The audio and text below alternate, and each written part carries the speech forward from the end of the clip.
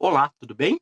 E hoje estaremos lendo e comentando a obra A Os Espíritas, que é uma coletânea de mensagens organizadas por Álvaro Crispino, ditada por diversos espíritos através da mediunidade de Divaldo Pereira Franco.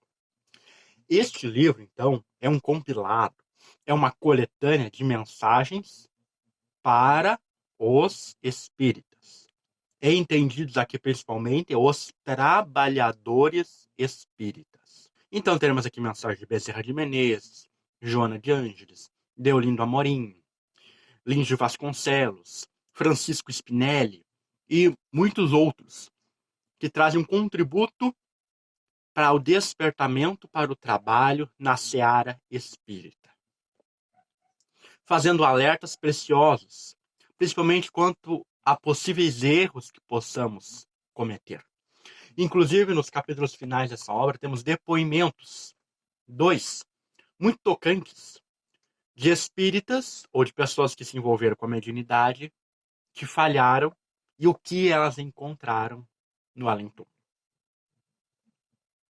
Um desses depoimentos, ele vai dar muito também o tom desta obra, alertando contra o personalismo, contra a vaidade.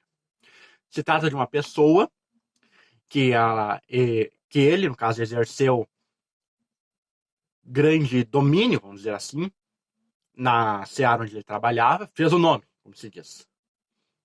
E ele conta que ele sempre procurou preservar a exterioridade, as aparências.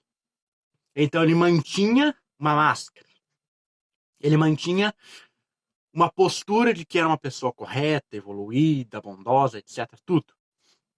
Enquanto que por dentro ele era totalmente diferente. E muito bem, ele foi tocando a vida assim.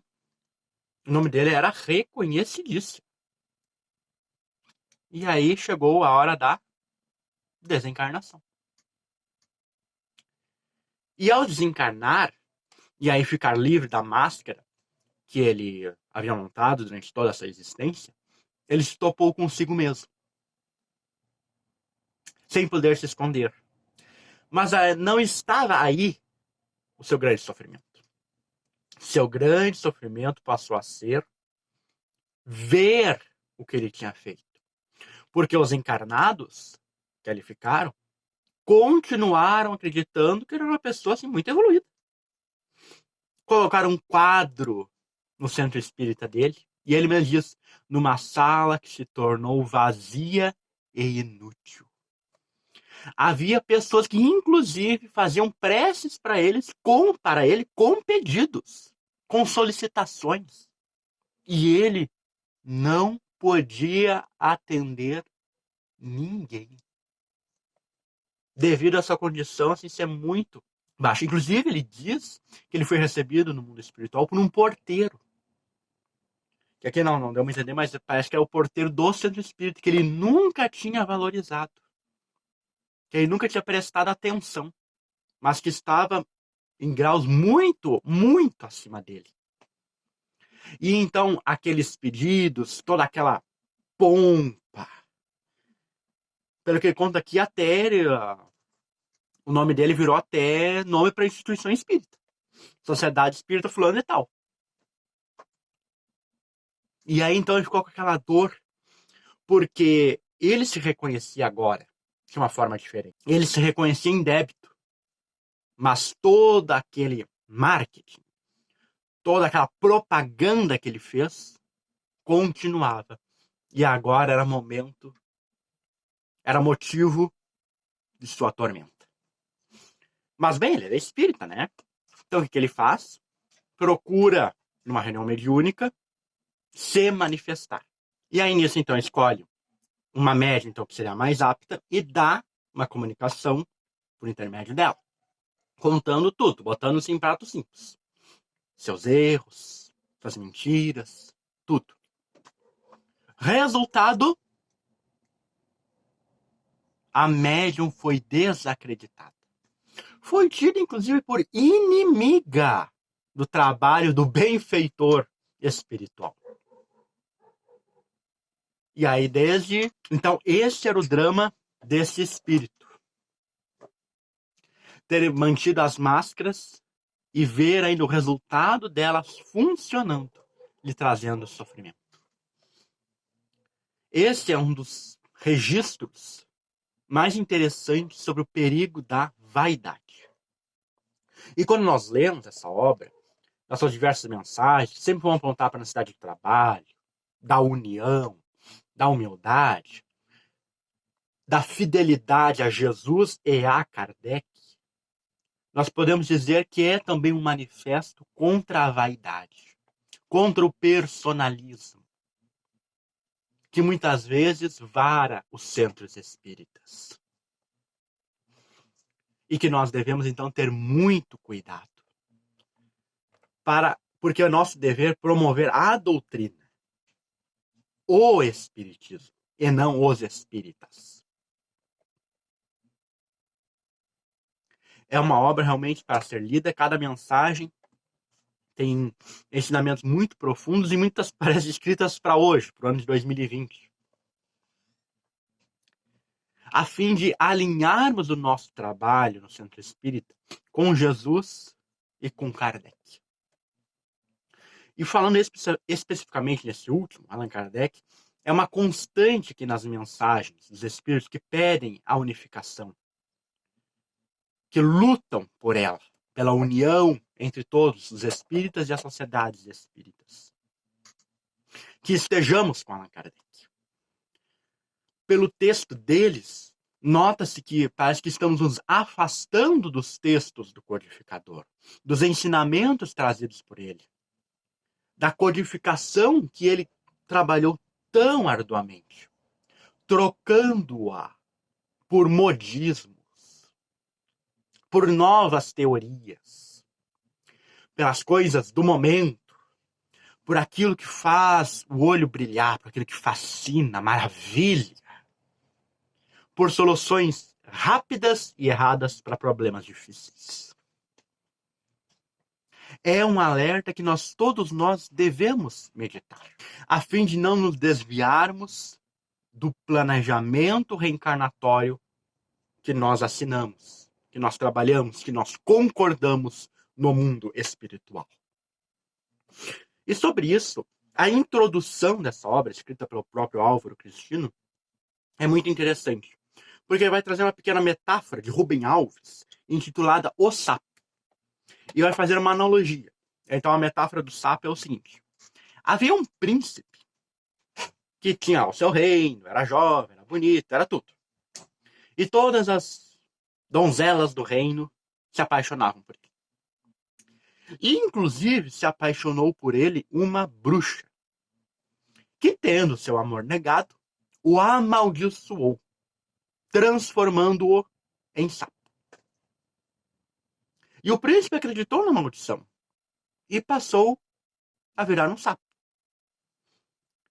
Passou a coachar, a pular, a andar de quatro, agachado, a comer moscas, a achar as sapinhas muito bonitas. Se inscreveu numa escola de sapos para aprender a sapiência. E, inclusive, teve destaque. Foi excelente aluno. Foi uma pessoa reconhecida por sua capacidade sapal. No entanto, ele era príncipe. E durante toda uma existência, ele acreditou firmemente e piamente que era um sapo. Esqueceu completamente que era um príncipe. A partir dessa metáfora que nós resumimos aqui, Álvaro Crespino faz a seguinte analogia: nós esquecemos que somos espíritos, que estamos num corpo carnal que é semelhante a um sapo. E muitas vezes nós acreditamos piamente que somos sapos, que somos esse corpo de carne e nada mais, inclusive nós espíritas. Quando temos esse relato desse último capítulo dos últimos capítulos desta obra, desse espírita que falhou assim tão miseravelmente, que se desviou tão seriamente, ele esqueceu que ele era espírito. Ele deu importância apenas às coisas da matéria, ao seu corpo físico, à aparência. Porque o corpo físico não é só a matéria que agrega, que é concreto que o problema está palpando agora, mas também se expande para as circunstâncias, a profissão, o nosso nome, o nosso título, a importância social. Basta lembrarmos de André Luiz. André Luiz desencarnou, e como nós sabemos lá da obra Nosso Lar, para resumir assim, ele chegou com uma mão na frente e outra atrás. Mas o que aconteceu? Ele acreditava que ainda era médico. Tanto que quando ele vai falar lá com Clarence, lá para pedir um empreguinho, assim, uma coisinha para ele fazer, que estava cansado de não fazer nada, só ficar deitado, só sendo tratado, ele vai pedir uma função médica. Ele quer um plantãozinho, né, de vez em quando, assim, para não começar muito pesado. Ele acredita que ainda é médico. Mas a função, a profissão médica, acabou com a morte do corpo físico. Ele não necessariamente levou isso, porque isso era algo da vida terrena, relacionado à sua existência, aquele corpo que ele habitara. Não ao espírito, não a ele próprio, não à essência. E então, quando Álvaro Cristino abre realmente com essa metáfora de Rubem Alves, um educador brasileiro, ela é para ser refletida muito seriamente. Porque há sim ainda vários momentos da nossa existência que nós temos contato com o Espiritismo, com as obras básicas, de Chico Xavier, de Valdo, com as melhores que pode ter, nós acreditamos que somos sapos. Nós nos comportamos como se fôssemos apenas o corpo físico. Nós damos importância demasiada apenas às questões terrenas. E aí surge o grande exercício de transcender, de mudar essas crenças, esses pensamentos, esses comportamentos, para vivermos realmente como espíritos imortais. E é por isso que os espíritos nessa obra vão chamar a atenção para um retorno a Allan Kardec.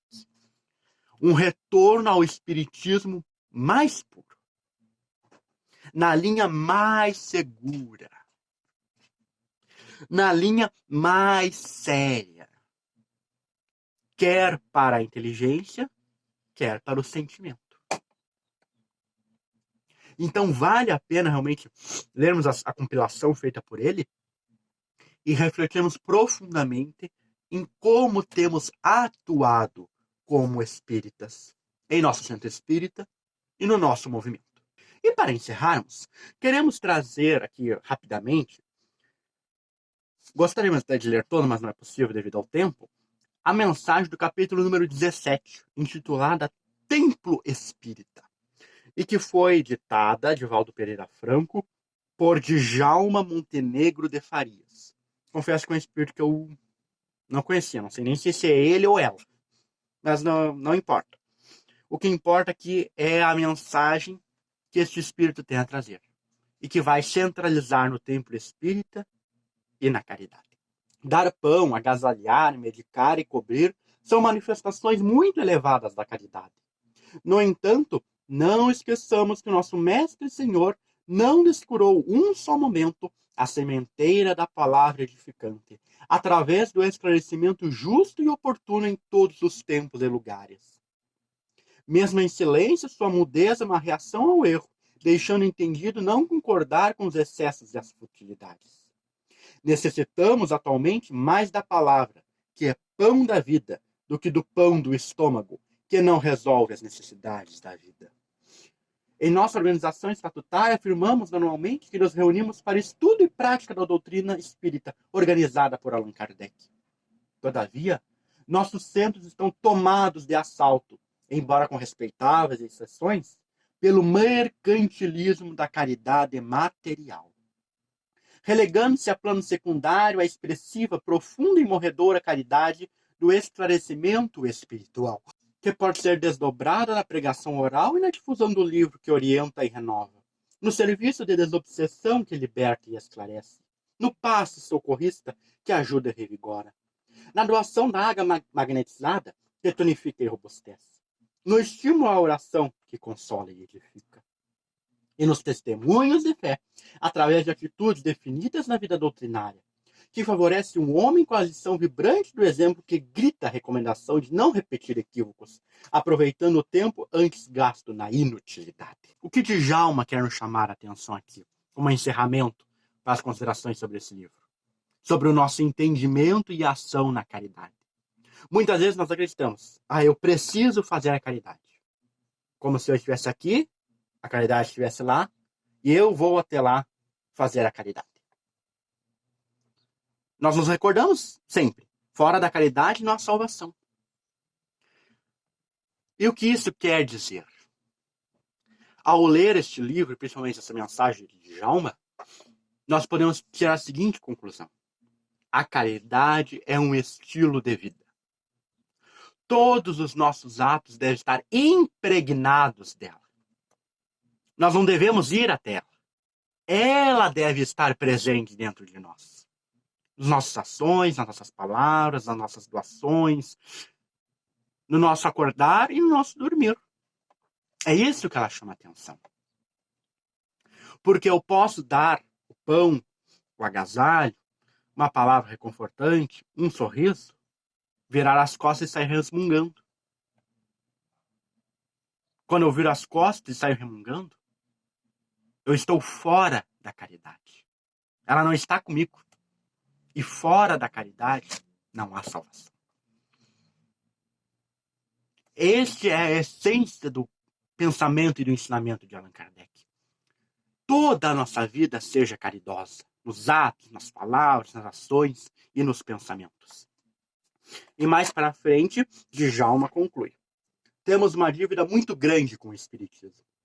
Por isso, a tarefa de todos e os esclarecidos devem trabalhar, contribuindo para o esclarecimento dos outros. Dentro do mesmo ângulo, o pregador não tem o direito de usar o templo espírita para xistos nem chacotas, desviando das diretrizes básicas do trabalho a oportunidade de servir.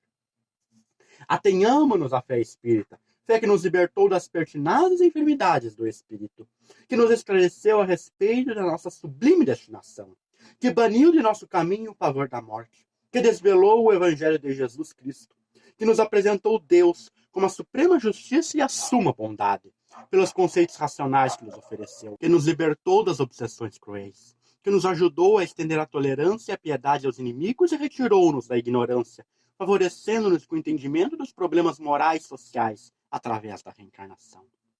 O templo espírita é como um colo de mãe narrando a verdade atraente e bela ao filho querido.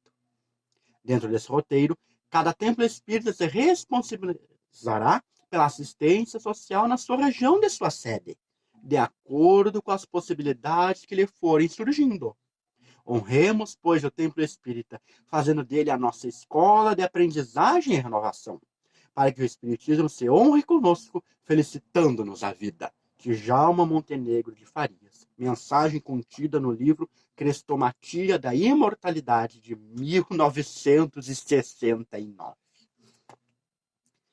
Então, meus queridos amigos, que possamos ler e refletir sobre as mensagens que os bons espíritos têm nos dado como diretrizes para o nosso movimento, empenhando-nos no trabalho e no bem, seguindo Jesus e Allan Kardec. E você, o que acha de importante no trabalho na casa espírita, para que seja com Jesus e Kardec? Comenta aqui embaixo. Não se esqueça de deixar o like, compartilhar para chegar a mais pessoas e clique aqui no botão de inscrever-se e ativa o sininho para receber notificação de todos os nossos vídeos. E aqui ainda vão aparecer 2 outros vídeos do seu interesse. E eu te vejo na quarta-feira para continuarmos lendo e comentando. Até a próxima!